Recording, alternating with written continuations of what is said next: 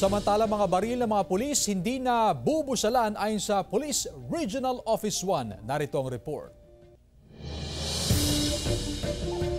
Hindi na magpapatupad ng muzzle taping o pagbubusal ng mga baril sa hanay ng pulisya sa pagsalubong ng bagong taon ayon sa Police Regional Office 1. Matagal na rin itong hindi sinasagawa.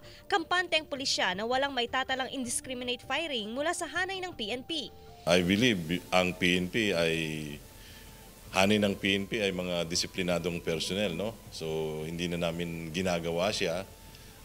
We have the transparency and integrity program. Tinututukan pa rin ang kaso ng stray bullet sa pagpasok ng bagong taon. Kaya hinihikayat din ang mga gun owner na maging responsable.